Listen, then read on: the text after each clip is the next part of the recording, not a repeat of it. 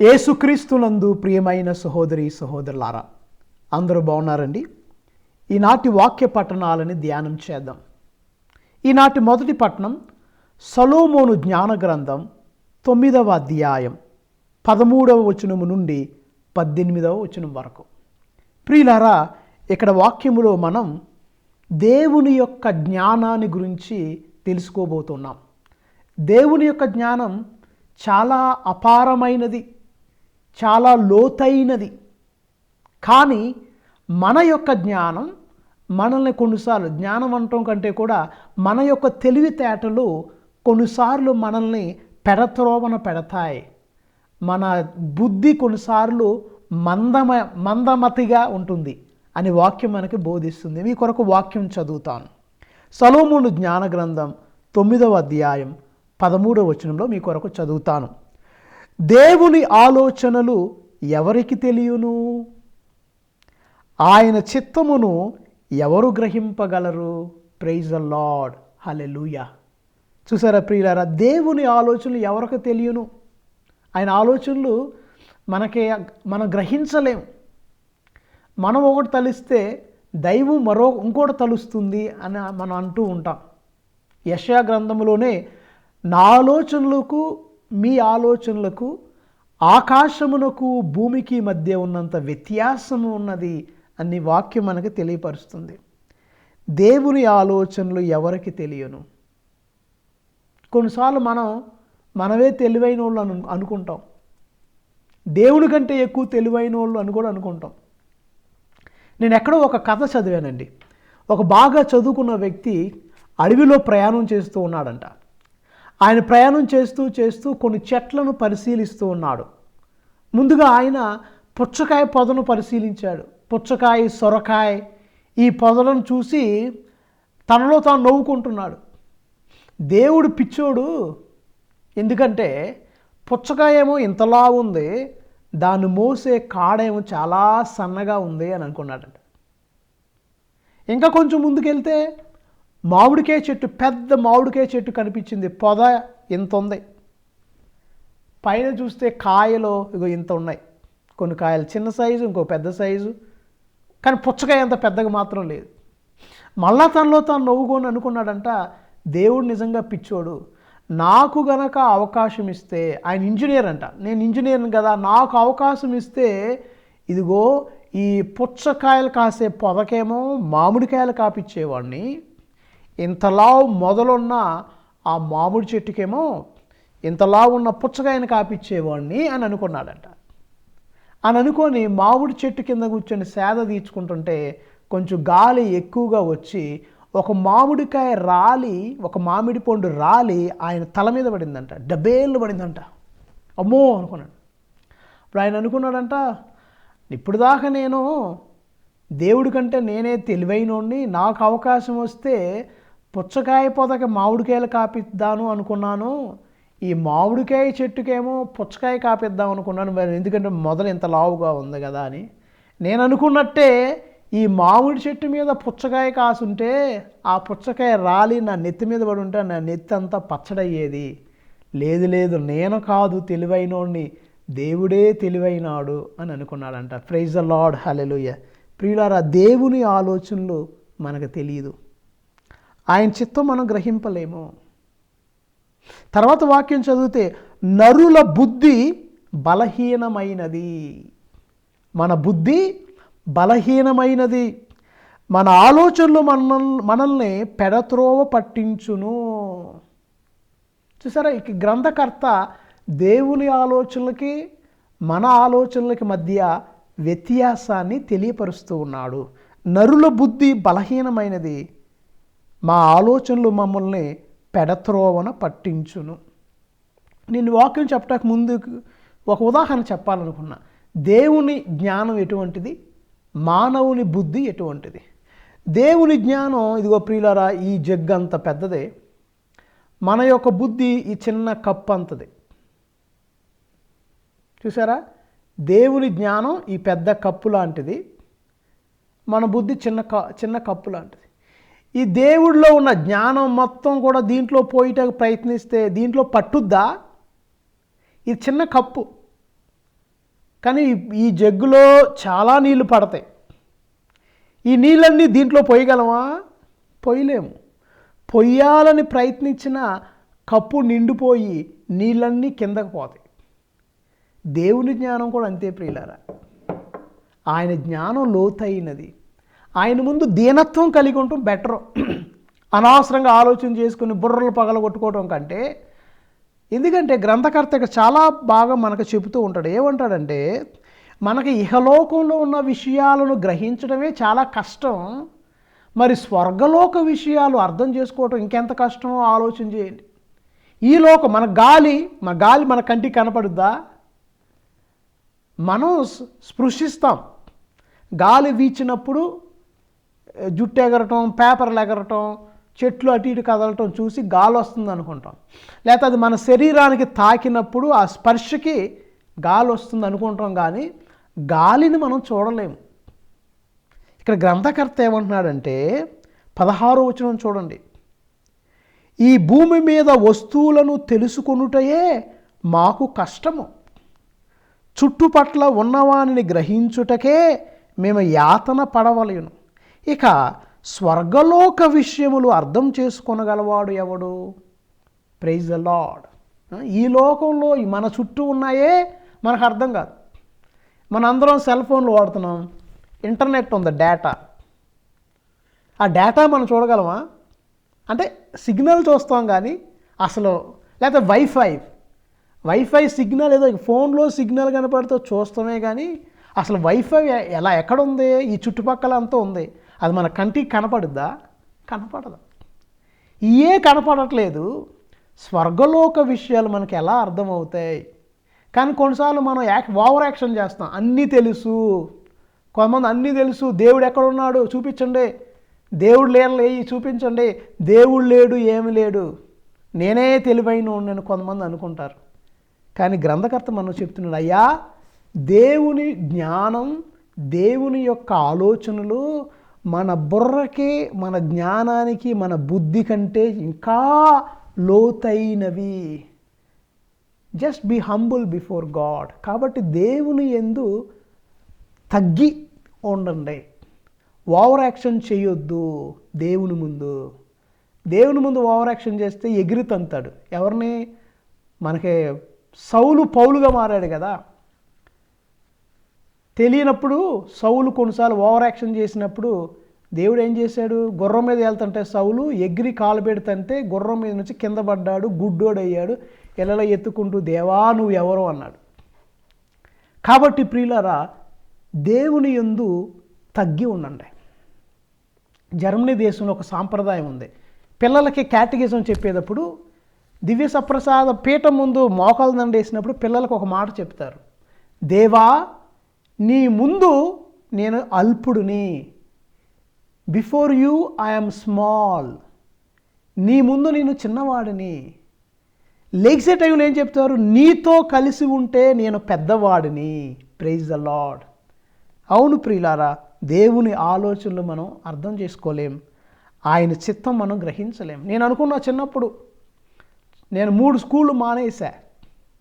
3 స్కూళ్ళు మానేసి మా అమ్మోళ్ళతో ఒకటే పోట్లాట, నేను చదువుకోను.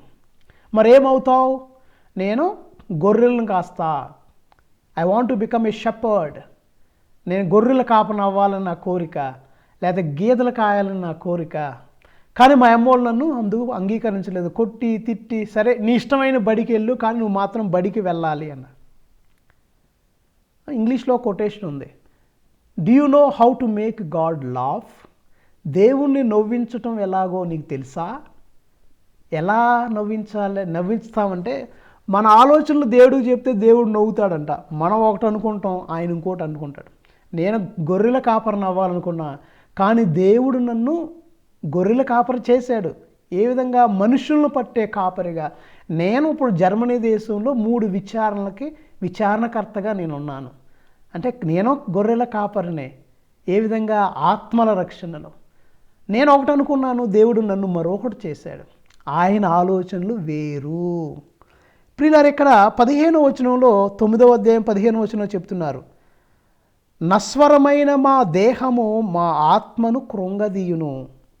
ఈ మట్టి శరీరము ఆలోచనాత్మకమైన మా బుద్ధి శక్తిని మందగింప చేయును. శరీరము కొన్నిసార్లు మన బుద్ధిని మందగింప చేస్తుందంట. చూడండి, ఆత్మ శరీరాలు రెండు వీటికి మధ్య ఒక పోట్లాట. ఆత్మ ఒకటి కోరితే శరీరం ఇంకోటి కోరుతుంది. ఇక్కడ గ్రంథకర్త అంటున్నాడు, కొన్నిసార్లు మా శరీరం ఈ ఆలోచనలతో మా యొక్క బుద్ధిని మందగింపచే we become stupid, we become foolish sometimes because of the bodily desires and bodily pleasures. So చూసారా, ఈ జ్ఞాన గ్రంథం ప్రియులారా మనకి మన యొక్క ఆలోచనల్ని చాలా పదును చేస్తుంది.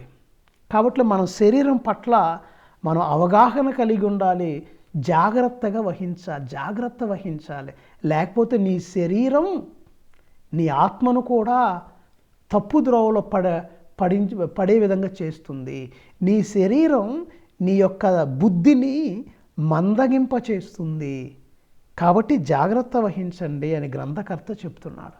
అయితే ప్రియులారా 17వ వచనం చెప్తున్నారు, దేవా నీవు నీ జ్ఞానమును దయచేసిననే తప్ప, స్వర్గము నుండి నీ పవిత్రాత్మను పంపిననే తప్ప నీ చిత్తమును ఎవడు తెలుసుకోగలడు? Only if God gives us his grace and his wisdom, only then we can understand the mind of God.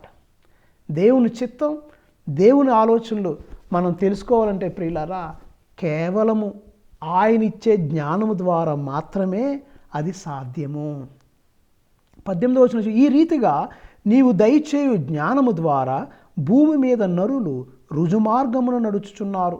నీకు ప్రీతికరమైన కార్యమేదో తెలుసుకోగలుగుతున్నారు, రక్షణ పొందుకోగలుగుతున్నారు. Praise the lord. దేవుడు జ్ఞానం ఇస్తే, దేవుడు అనుగ్రహం ఇస్తే, దేవుడు తన కృపను మనకు ప్రదర్శిస్తే తప్ప మనం రక్షణ పొందుకోలేం, మన రుజుమార్గంలో నడవలేం, ఆయన చిత్తాన్ని తెలుసుకోలేం. కాబట్టి ప్రియులారా ఈనాటి మొదటి పట్టణం అంతా కూడా దైవ జ్ఞానం గురించి బోధిస్తుంది. సొలొమోను మహారాజు తన ప్రార్థనలో ఈ జ్ఞానమును దయచేయమని కోరాడు. దేవా నాకు అన్నీ ఉండయి తండ్రి, నువ్వు నన్ను రాజుగా అభిషేకించావు, ధనాన్ని ఇచ్చావు, ఆస్తినిచ్చావు, గొర్రెలనిచ్చావు, గుర్రాలనిచ్చావు, ఏనుగులనిచ్చావు, ఈ లోకంలో నాకు కావలసిందల్లా అంతా ఇచ్చావు వస్తుపరంగా. అయ్యా నాకు నీ జ్ఞానం కావాలి. ఎందుకు? నీ జ్ఞానము నాకు ఇస్తే ఇదిగో ఇవన్నీ జరుగుతాయి, నేను రక్షణ పొందుకుంటా, ఇదిగో నేను రుజుమార్గంలో నడుస్తా, నీ చిత్తాన్ని గ్రహిస్తా, ఇదిగో నా శరీరము కొన్నిసార్లు నన్ను తప్పు ద్రోవ పెడుతుంది, తప్పు త్రోవలో నడిపిస్తుంది, కానీ ఈ శరీరము నా యొక్క బుద్ధిని మందగింపకుండా ఉండునట్లుగా నీవు నీ జ్ఞానమును ఇస్తే నేను ప్రభువా జ్ఞానవంతుడిగా జీవించగలను. నరుల బుద్ధి బలహీనమైనది, నా బుద్ధి బలహీనమైనది, కానీ నీవు నాకు జ్ఞానం ఇస్తే నీ మార్గంలో నేను నడవగలుగుతా అంటున్నాడు. చూసారా ప్రియులారా ఎంత మంచి వాక్యం. దేవుని జ్ఞానం కొరకు ప్రార్థించండి. బిడ్డలారా, తల్లిదండ్రులారా, యవనస్తులారా, మీ ప్రార్థనలో ఎప్పుడు కూడా దేవుణ్ణి అడగండి, దేవా నీ జ్ఞానము మాకు దయచేయి. ఇప్పుడు ఈనాటి రెండో పట్టణాన్ని చూద్దాం. ఈనాటి రెండో పట్టణం పౌలు ఫిలోమోనుకు రాసిన లేఖ. ఈ ఎన్ని అధ్యాయాలు ఉన్నాయి అంటే ఈ ఫిలోమోనుకు రాసిన లేఖ ఒకే ఒక అధ్యాయం, ఓన్లీ 1 చాప్టర్ ఉంటుంది. దీంట్లో సారాంశం ఏంటి? ఈ లేఖలో పౌలు గారు ఏమని కోరుతున్నాడంటే, ధనవంతులకి అందరికీ ఒక హెచ్చరిక అంటారా, ఒక మనవి అంటారా, మీ దగ్గర పనిచేసే వారిని ప్రేమించండి. మీ దగ్గర పనికొచ్చే ఆయాల్ని, పని వాళ్ళని, పని మనుషుల్ని ప్రేమతో వాళ్ళని ట్రీట్ చేయండి, వారిని అగౌరవపరచొద్దు. సరే, ఇక్కడ ఏం జరుగుతుందంటే ఈ ఫిలోమేన్ అనే వ్యక్తి ఒక గొప్ప ధనవంతుడు. ఆయన ఎక్కడ నివసిస్తున్నాడంటే కొలొస్సీలో నివసిస్తున్నాడు. ఆయన గొప్ప ధనవంతుడు. ఆ రోజులో మీటింగ్లు, చర్చికి సంబంధించిన మీటింగులన్నీ ఫిలోమేన్ గారి హౌస్లోనే జరిగాయి. ఆయన ధనవంతుడు, అన్నిటికి అకామిడేషన్ ఇచ్చేవాడు, డబ్బులన్నీ ఏర్పాటు చేసేవాడు. అయితే ఆయన దగ్గర ఒనేసిము అనే ఒక బానిస ఉన్నాడు. ఆ రోజుల్లో ఆనవాయితీ. ధనవంతుల దగ్గర ఈ రోజుల్లో మనం పని మనుషులు అంటున్నాం, ఆ రోజుల్లో బానిసలు. ఈ ఈ యొక్క ఒనేసిము అనే ఒక బానిస పౌలు దగ్గర పనిచేస్తున్నాడు. కానీ అనుకోకుండా ఆయన ఒక తప్పు చేశాడు, ఏదో దొంగతనం చేశాడా, ఏమైనా తప్పు చేశాడా ఎగ్జాక్ట్గా మనకు తెలియదు. కానీ ఆయన ఏం చేశాడు, అక్కడి నుండి పారిపోయాడు అనమాట. అక్కడ నుండి పారిపోయి ఎక్కడికి వెళ్ళాడు, పౌలు దగ్గరికి వెళ్ళాడు.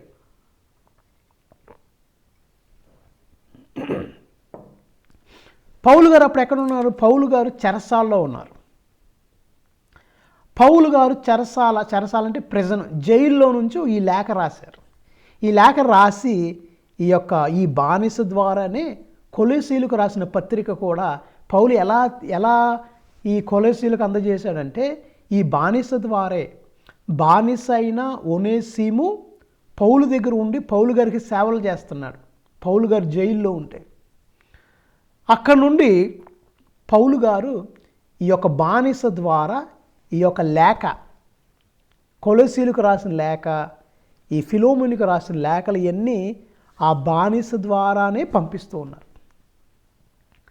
సో ఇక్కడ పౌలు గారు ఆ బానిస యొక్క మనసును మార్చాడు. బానిస పేరేమన్నాం, ఒనేసిము. ఇప్పుడు ఆయన బానిస కాదు, క్రీస్తుని తెలుసుకున్నాడు, జ్ఞానస్నానం పొందుకున్నాడు, దైవ బిడ్డగా మారాడు. కాబట్టి పౌలు గారు ఫిలోమోనుని అర్థిస్తున్నారు, లేకపోతే మనవి చేస్తున్నారు, లేకపోతే హెచ్చరిస్తున్నారు. ఏమని, అయ్యా ఫిలోమోను, నువ్వు నన్ను ఎంతగానో ప్రేమించావు, నువ్వు నన్ను ఏ విధంగా ప్రేమించావో అదే ప్రేమతో నా కుమారుడైనటువంటి ఈ యొక్క ఒనేసిము నువ్వు స్వీకరించు. కుమారుడు అంటే తప్పుగా అర్థం చేసుకోవద్దు. పౌలు గారికి ఏదో పెళ్ళి అయింది, వివాహం అయింది, ఒనేసిము పుట్టాడు అనుకోవద్దు.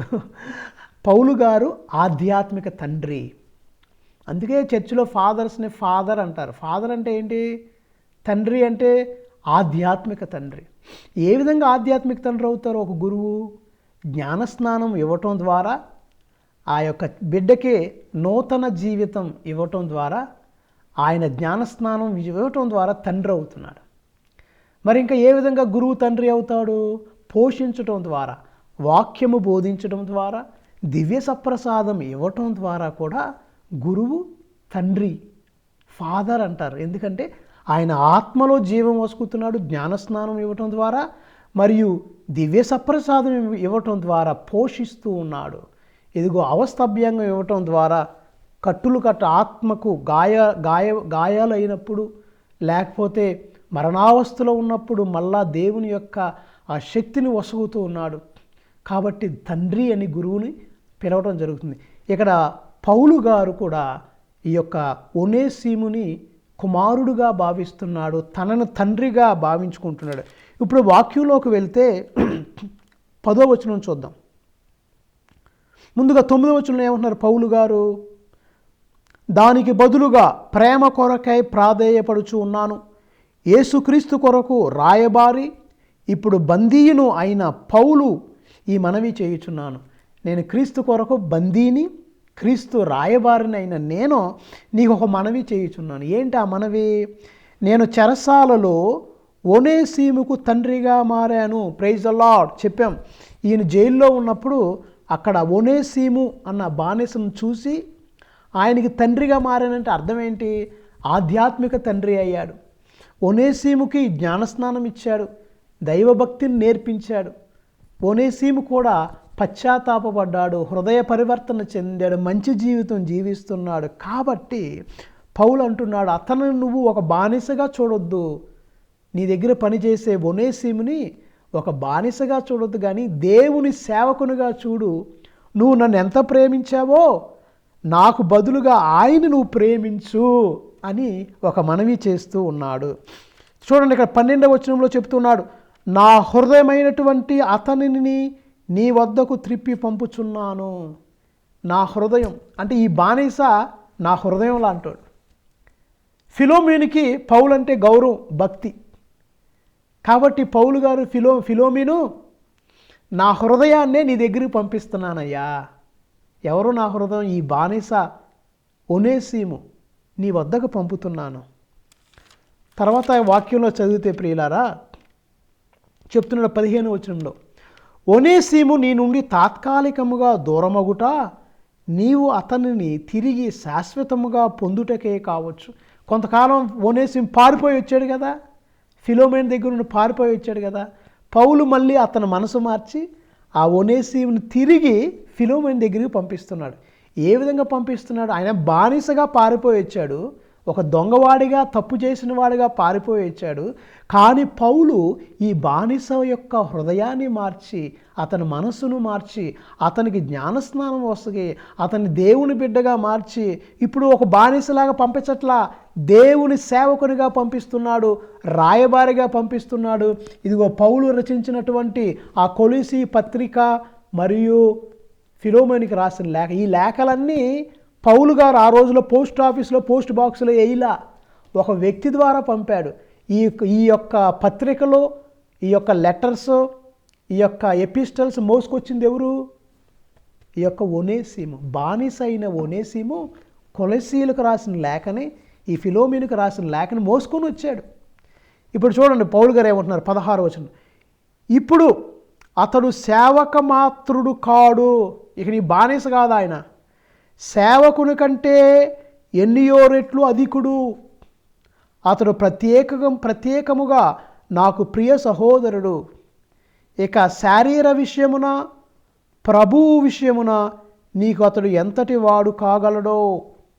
కనుక నన్ను నీ భాగస్వామిగా నీవు ఎంచినచో నాకు నీవు స్వాగతం ఇచ్చినట్లే అతనికి స్వాగతమిమ్ము. Praise the Lord. పౌలు గారు నాకు ఎట్లా స్వాగతం ఇస్తావో, నన్ను ఎట్లా ప్రేమిస్తావో, నన్ను ఎట్లా ఆదరిస్తావో, ఒకప్పుడు నీ దగ్గర బానిసగా ఉన్న సేవకుడుగా ఉన్న ఒనేసిమును, నా హృదయమైన ఒనేసిమును అట్లాగే స్వీకరించు అంటున్నాడు. Praise the Lord. అంటే ప్రియులు ఒక మాటలో చెప్పాలంటే ఈనాటి రెండో పట్టణం మనందరిని కూడా కోరేది ఏంటంటే మన దగ్గర పనిచేసే పనివారిని ప్రేమించాలి, మన దగ్గర పనిచేసేటువంటి ఆ పనివారిని గౌరవించాలి. ప్రియులారా, వాళ్ళు ఏదో వాళ్ళ పరిస్థితి బాగాక మన దగ్గర పనిచేస్తున్నారు, అట్లని వాళ్ళని చిన్న చూపు చూడొద్దు, పరచొద్దు, వాళ్ళని కూడా ప్రేమించండి, సమానంగా చూడండి. మరి ముఖ్యంగా ఒనేసిము విషయంలో అయితే ఆయన ఒకప్పుడు బానిస, కానీ పారిపోయాడు, పౌలు దగ్గరికి వచ్చాడు, పౌలు అతనికి మారు మనసు కలిగింపజేశాడు, జ్ఞానస్నానం ఇచ్చాడు. పౌలు తనను తాను ఒక తండ్రి, ఆధ్యాత్మిక తండ్రిగా ఒనేసిము తన పుత్రుడిగా భావిస్తూ ఉన్నాడు. ఒనేసిముని తన హృదయముతో పోలుస్తున్నాడు. నా హృదయాన్నే నీ దగ్గర పంపిస్తున్నా ఫిలోమేను, అతను బాగా చూసుకోయా, నాకు ఎలా స్వాగతం ఇస్తావో ఆయన కూడా స్వాగతం ఇవ్వు. ఇప్పుడు ఆయన బానిస కాదు, 10 రెట్లు 100 రెట్లు great. Is a servant of God, is a messenger of God. I'm sending him to you back, treat him well. ఆయన ఇంకా దేవుడి విషయంలో ఇంకెంత గొప్పవాడు అవుతాడో మనకు తెలియదు అని పౌలు గారు చెప్తున్నారు. ఈ వాక్యం వింటున్న ప్రియమైన బిడ్డలారా, మీ దగ్గర పనిచేసే పనివారిని గౌరవించండి, ప్రేమించండి, వారికి ఇవ్వాల్సిన జీతాలు కరెక్ట్గా ఇవ్వండి. ఇప్పుడు నాటి సువిశేషంలో ప్రభు చెప్తున్నారు ఒక శిష్యుని యొక్క లక్షణం, ఒక డిసైపుల్షిప్ అనమాట. అంటే ఒక దైవజనుడు ఎలా ఉండాలి. ప్రభు అంటున్నాడు, ఏమంటున్నాడు? నన్ను వెంబడింపకోరువాడు, వాక్యము లూకా శుభవార్త 14వ అధ్యాయము 25 నుండి 33 వరకు మీరు వచనాలు చూస్తే అక్కడ 26వ వచనం చదువుతాను. నన్ను వెంబడింపకోరి తన తల్లిదండ్రులను, భార్యను, బిడ్డలను, అన్నదమ్ములను, అక్క చెల్లెండ్రను, కడకు తన ప్రాణమునైనా త్యజింపనివాడు నా శిష్యుడు కాలేడు. Praise the Lord. నువ్వు దేవుని సేవకుడు అవ్వాలంటే సమస్తాన్ని వదిలిపెట్టాలి. ఉదాహరణకే తల్లిదండ్రులను, భార్యను, బిడ్డలను, అన్నదమ్ములను, అక్కా చెల్లెండ్రను కడకు తన ప్రాణమునైనా వదిలిపెట్టాలని దేవుడు కోరుతున్నాడు. ఈ రోజుల్లో ప్రియులారా, చాలామంది గురువులు, మేము విదేశాల్లో పనిచేస్తున్నాం, ఇప్పుడు అన్నీ వదిలేసి వచ్చాం, తల్లిదండ్రులను వదిలేసాం, తోబుట్టులను వదిలేసాం, ఇంటిని వదిలేసాం. ఎవరి కోసం అంటే దేవుడి కోసమే. దేవుని కోసం నువ్వు వదిలిపెడితే నువ్వు సమస్తాన్ని పొందుకుంటావు. దేవుడు అబ్రహాముతో చెప్పాడు, అబ్రహాము నువ్వు చుట్టపక్కలను, బంధువులను, సమస్తమును వదిలిపెట్టి నేను చూపెట్టు ప్రదేశమునకు వెళ్ళుము, అప్పుడు నిన్ను దీవిస్తాను. నిన్ను దీవించడం మాత్రమే కాదు, నీ ద్వారా నీ కుటుంబాన్ని దీవిస్తాను, నీ బంధువులను దీవిస్తాను, నీ చుట్టుపక్కలను దీవిస్తాను, సమస్తాన్ని దీవిస్తాను. అబ్రహాము, నువ్వు ఒక దీవెన పాత్ర అవుతావు. Praise the lord.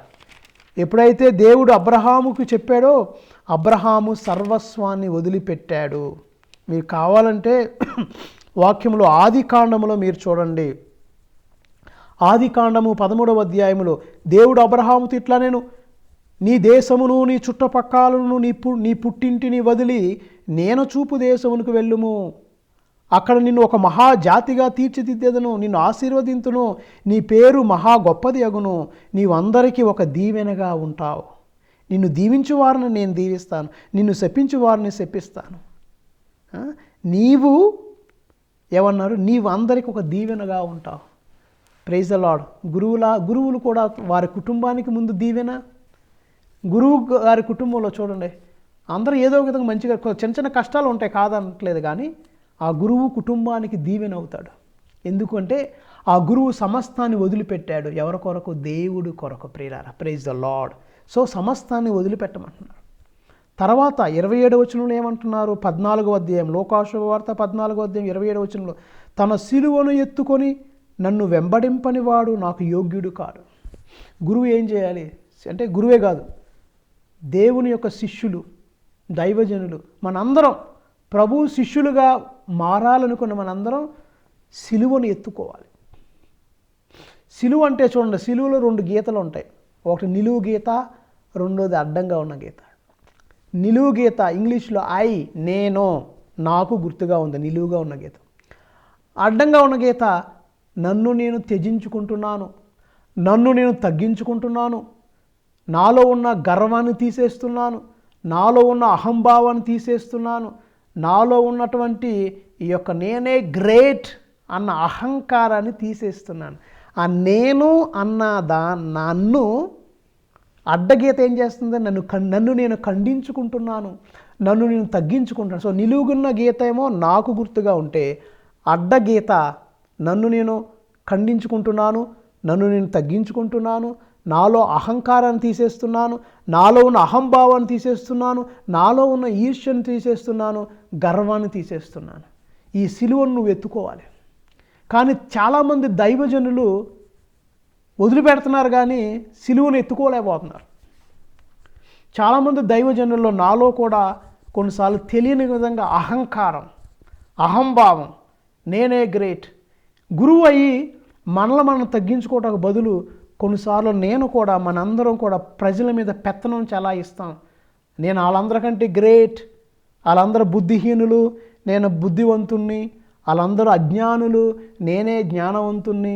సో గురువులు కొన్నిసార్లు, దైవజనులు చాలామంది తమ దగ్గర పనిచేసే వారిని, లేకపోతే తమకంటే తక్కువ స్థాయిలో ఉన్నటువంటి వారిని చిన్న చూపు చూస్తున్నారు. అంటే ఇక్కడ వాళ్ళు సిలువను మోసుకోవట్లా. అహంకారం, అహంభావం నాలో ఉన్నప్పుడు నేను సిలువను మోయట్లా.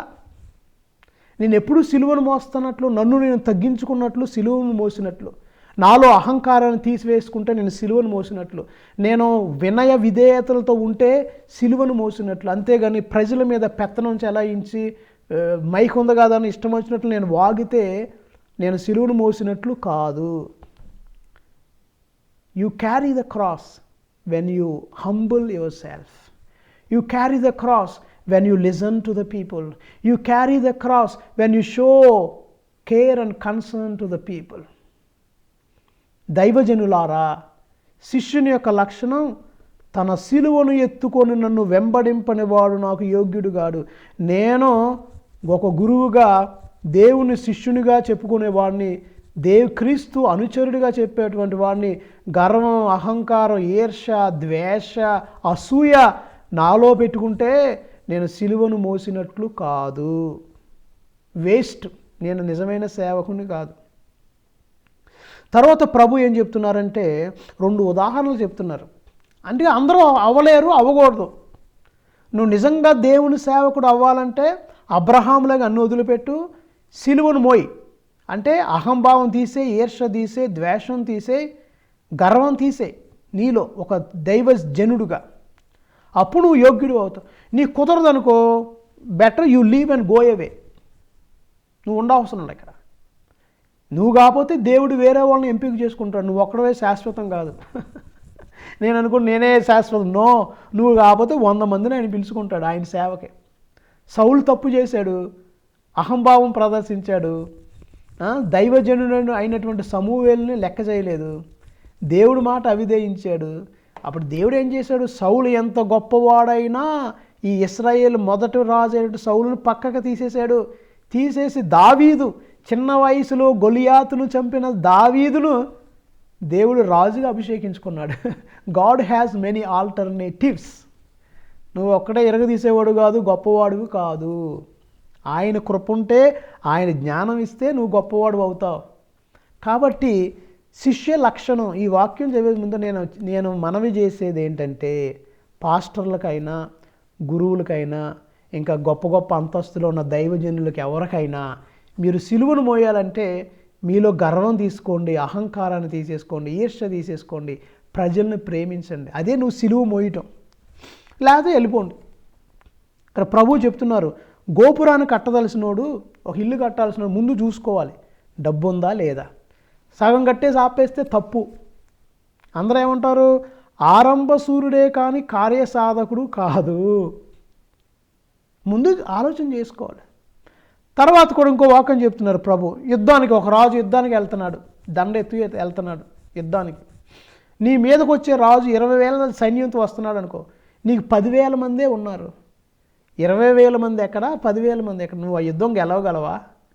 లేదు. కాబట్టి ముందుగానే తెలుసుకొని రాయబారం పంపించి సంధి అంటే make friendship and solve the issue. అట్లాగే దైవ సేవకు రావాలి అనుకున్నవారు, ఈ తెల్ల వస్త్రాలు ధరించాలి అని తహతహలాడే వాళ్ళందరూ ముందుగా ఆలోచన చేసుకోండి. నేను అంతా త్యజించగలనా, వదిలిపెట్టగలనా? నెంబర్ 1. నెంబర్ 2, సిలువను మోయగలనా? చెక్క సిలువ కాదు, నీ జీవితం అనే సిలువ. నిన్ను నువ్వు తగ్గించుకోగలవా? నీలో అహంకారాన్ని తొలగించగలవా? నీలో ఉన్న ద్వేషాన్ని తీసేసుకోగలవా? నీలో ఉన్న గర్వాన్ని తీసేసుకోగలవా? వేరే వారిని చూసి అసూయ పడకుండా నువ్వు ఉండగలవా అని ఆలోచన చేసుకొని, బలహీనంగా ఉంటే ప్రార్థన చేసుకొని దేవుని కొరకు, దేవుని కృప కొరకు ప్రార్థించండి. ప్రార్థన చేద్దాం. కృపగల దేవా, దయగల తండ్రి, ఇటువంటి గొప్ప వాక్యం మాకు ఇచ్చినందుకు నీకు వందనాలు. సొలొమోను జ్ఞాన గ్రంథంలో ప్రభువా, నీ యొక్క జ్ఞానం ఎంత లోతైనది, అపారమైనది, నరుల బుద్ధి బలహీనమైనదని సెలవిచ్చావు ప్రభువా. మాకు ఇహలోక విషయంలోనే ఇహలోక విషయాలు అర్థం కావు చాలా వరకు ప్రభువా. కానీ మేము పిచ్చి ప్రశ్నలు వేస్తూ ఉంటాం. దేవుడు ఉన్నాడా, లేకపోతే అదేంటి ఇదేంటని మా ఓవర్ యాక్షన్ కొన్నిసార్లు చేస్తూ ఉంటాం. మమ్మల్ని క్షమించండి ప్రభువా. నీ ముందు ఇదిగో వినయం కలిగి, వినమ్రత కలిగి, దీనత్వం కలిగి ఉండే భాగ్యం దయచేయండి. మా శరీరం కొన్నిసార్లు మమ్మల్ని పెడద్రోవన పెట్టిస్తుంది. ఈ శరీరం మమ్మల్ని బుద్ధిహీనులు చేస్తుంది. కాబట్టి నీవు జ్ఞానము వసగి మాకు ప్రభువా రక్షణ దయచే, జ్ఞానము కలిగి నీ ఆలోచనలు గ్రహించే శక్తిని దయచే, జ్ఞానము కలిగి మంచి జీవితం జీవించే భాగ్యం దయచే. 2వ పట్టణంలో పౌలు గారు ఒనేసీముతో చెప్పినట్లు ఒనేసీముని పంపుతూ ఉన్నారు ఫిలోమెన్ దగ్గరికి. ఫిలోమెనుకు మనవి చేస్తున్నారు, ఫిలోమెను నీ సేవకుడు ఒకప్పుడు ఈయన ఒనేసీము, కానీ ఇప్పుడు దైవజనుడు, ఆయన గౌరవించు, నన్ను ప్రేమించినట్లుగా ఆయన కూడా ప్రేమించని చెప్పినట్లుగా మా దగ్గర పనిచేసే పనివారిని ప్రేమించే భాగ్యం దయచే ప్రభువా. సువిశేషంలో చెప్పావు, నిన్ను అనుసరించాలంటే సమస్తాన్ని వదిలిపెట్టాలన్నావు. నీ కొరకు ప్రభువా మాలో ఉన్న వస్తువులు వదిలిపెడుతున్నాం, గర్వం వదిలిపెట్టుకోలేకపోతున్నాం, అసూయ వదిలిపెట్టుకోలేకపోతున్నాం, కొన్నిసార్లు అహంభావం వదిలిపెట్టుకోలేకపోతున్నాం. దైవజనులందరికీ ప్రభువా వినయాన్ని ప్రదర్శించే భాగ్యం దయచేయండి. దైవజనులందరి దీనత్వం కలిగి ప్రజల్ని ప్రేమించే భాగ్యమని, ప్రజల్ని గౌరవించే భాగ్యం దయచేయమని మా ప్రభువైన క్రీస్తు ద్వారా వేడుకుంటున్నాం తండ్రి. ఆమెన్. Praise the Lord. ఈ వాక్యం విన్న మీరందరికీ వందనాలు.